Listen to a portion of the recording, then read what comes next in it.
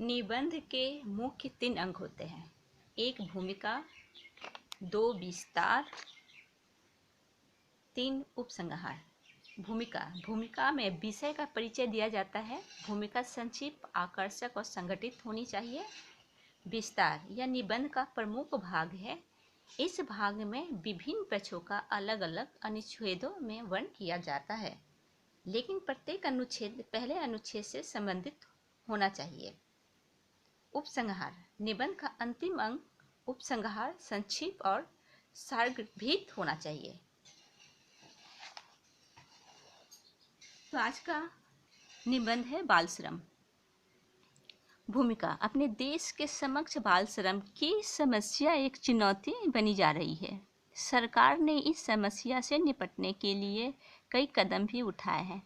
समस्या के विस्तार और गंभीरता को देखते हुए इसे एक सामाजिक आर्थिक समस्या मानी जा रही है, जो चेतना की कमी, गरीबी और निरक्षरता से जुड़ी हुई है। इस समस्या का समाधान हेतु समाज के सभी वर्गों द्वारा सामूहिक प्रयास किए जाने की आवश्यकता है।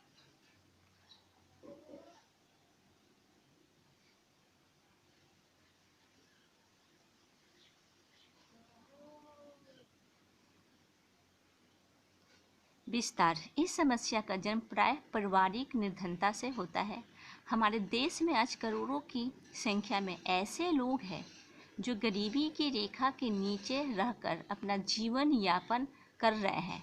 ऐसे लोगों को भरपेट रोटी भी बड़ी कठिनाई और कठिन परिश्रम के बाद प्राप्त होती है। उनका जीवन अभाव से ग्रस्त रहता है। इस परिस्थितियों में उन्हें अपने बच्चों के भरण पोषण में अत्यंत कठिनाई उठानी पड़ती है।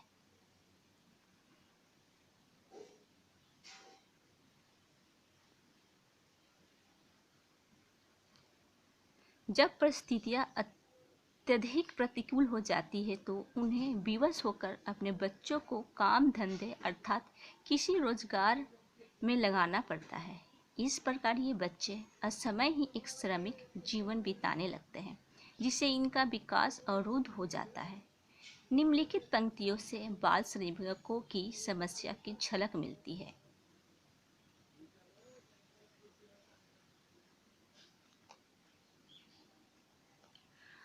अभी तो तेरे पंख उगे थे, अभी तो तुझको उड़ना था। जिन हाथों में कलम शोभती, उसमें कुदाल क्यों पकड़ना था। मूक बधिर पूरा समाज है, उसे चुप ही रहना था।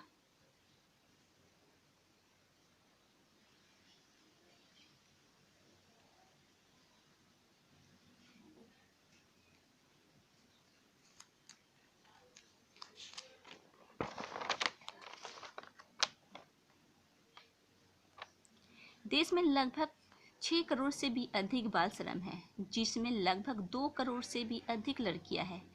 देश में श्रमिक के रूप में काम कर रहे 5 वर्ष से 14 वर्ष तक के बालक बाल श्रमिक श्रेणी के अंतर्गत आते हैं, किंतु अधिकृत रूप से इनकी संख्या 17.5 लाख बताई गई है।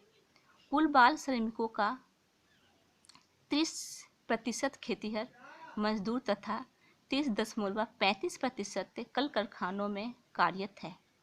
शेष भाग पत्थर खदानों, चाय की दुकानों, ढाबों तथा रेस्टोरेंट एवं घरेलू कार्यों में लगे हुए हैं।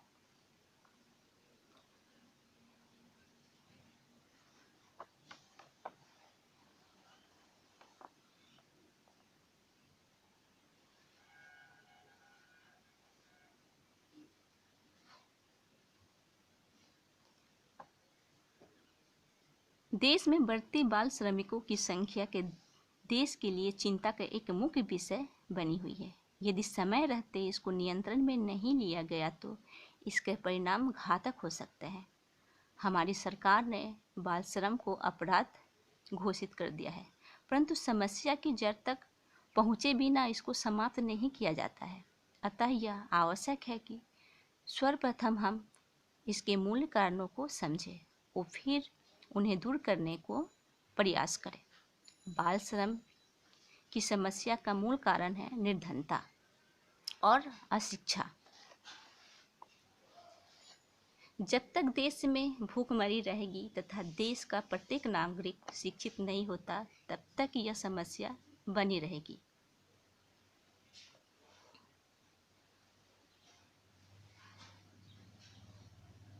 उपसंहार: देश में बाल श्रम की समस्या के समाधान के लिए प्रशासनिक, सामाजिक तथा व्यक्तिगत सभी स्तरों पर प्रयास आवश्यक है। यह आवश्यक है कि